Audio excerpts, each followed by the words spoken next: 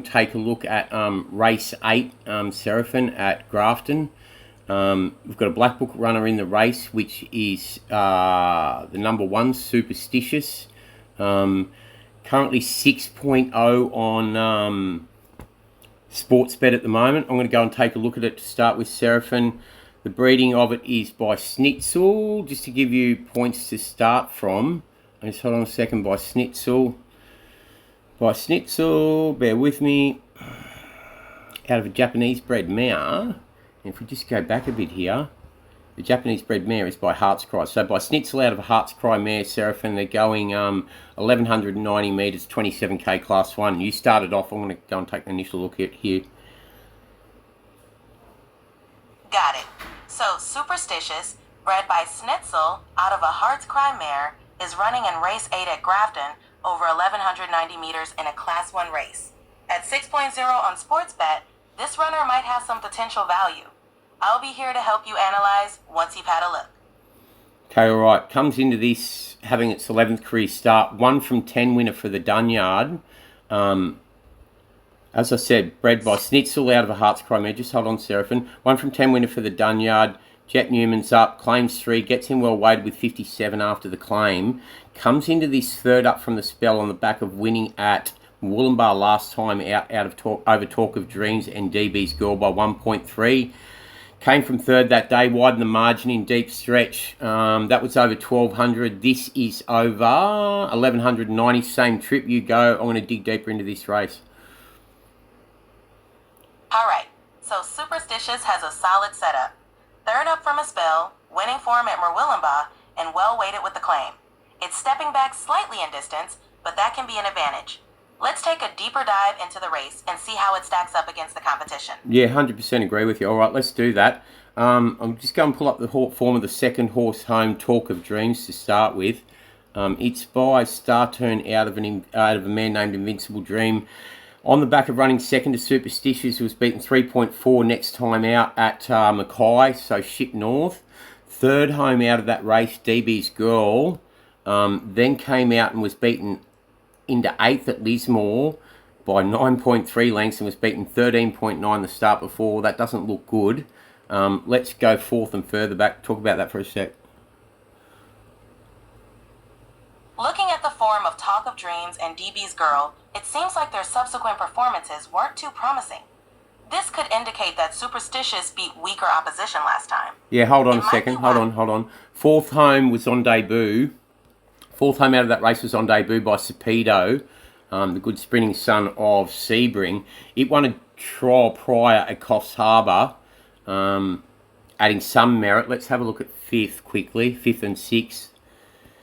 5th home out of it, the start prior ran 5th at Ballina, beaten 1.7, was beaten 6.3 by Superstitious. That adds merit.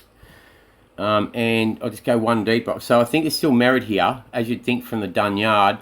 6th home, beaten 8.4, was only beaten 4.7 the start prior at Ballina behind the Smart Kingdom Under Siege. Talk about that for a sec.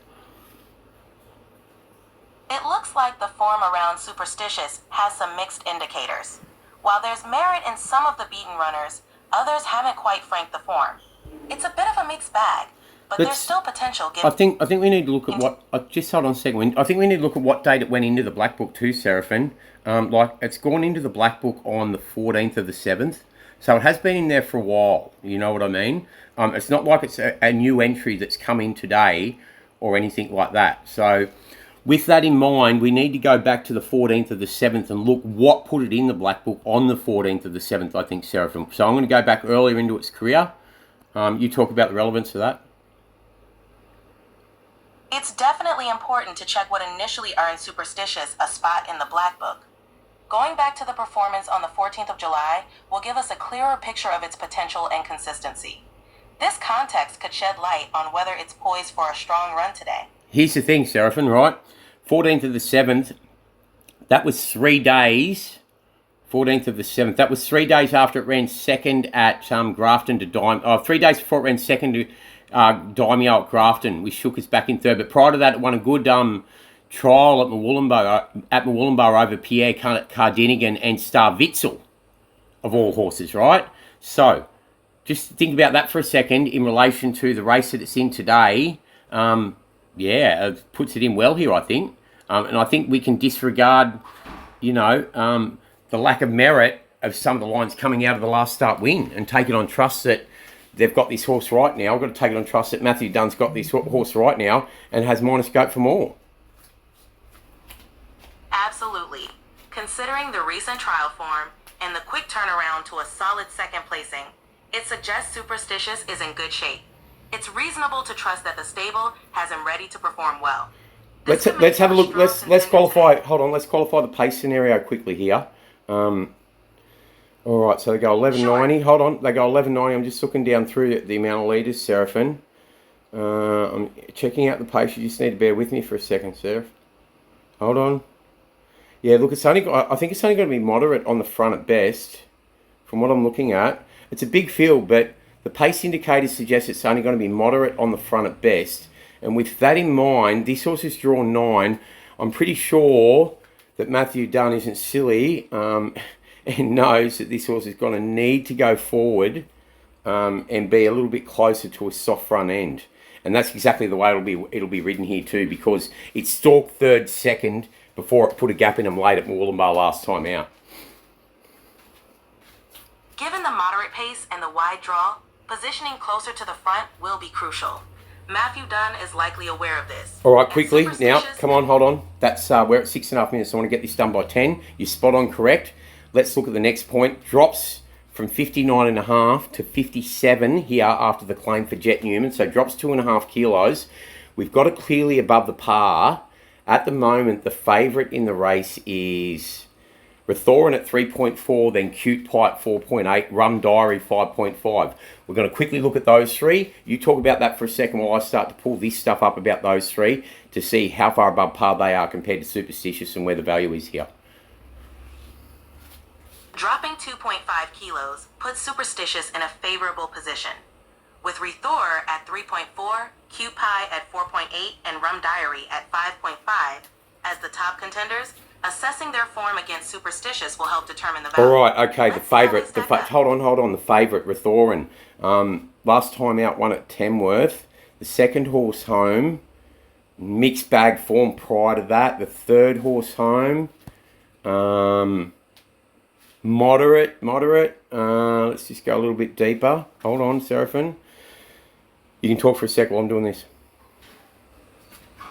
Sounds like Rethor's recent win at Tamworth is notable, but the subsequent form of the horses it beat isn't overly strong. This might give Superstitious a chance to capitalize. Let's keep going. Yeah, I'm prepared to take that on. I've looked at 4th and 5th. They don't interest me to a major degree. Let's go to the second favourite, Cute Pie, quickly. Okay, number 6, Seraphin. Just hold on. Well bred, once again, speed on speed by Sapedo out of a Danehill Dancer mare. The first up win at Newcastle 3-back was very good. And it stretches out to 1,200 now, and it's got a favourable pace scenario. Bullock's up, it's a major danger, I think. Talk about that for a second. On the back of that, went to Port Macquarie, ran second to Sneaky Sophia, then below par at Tamworth last time out. That creates the value here, obviously. Cute Pie's first up win at Newcastle is impressive, especially stepping up to 1,200. Keep going. Cute Pie's first... Sure. Let's look further into the other contenders as well. No, you keep talking about Cute Pie for a second. All right. Cute Pie is currently at 4.8, so it's a well-fancied runner. Let's consider its recent performances and form lines to see how it compares. Yeah, that's what I'm trying to do now. I'm just waiting for this page to load. All right, okay. So the form looks half decent coming out of that race, Seraphin, right? To suggest that Cute Pie does have its chance. We're at 9 minutes 17. I need to cut this at 10 so it loads. So I think, Seraphin, we're starting to dig into this race and find some value here. We've still got more work to do on the race, but yeah, I like where it sits. What do you think so far? Obviously, these two look decent types that do look to have the race between them at the moment, but we've got more to do. But we're starting to dive into this race, and punters are starting to get an idea of what we do. Absolutely. It sounds like we're uncovering some promising angles with Superstitious and Cute Pie. There's definitely more to delve into, but we're on the right track to finding... 9 minutes 50, Seraphin. Got to cut it. See ya. Love ya. Love your punters. We win when you win.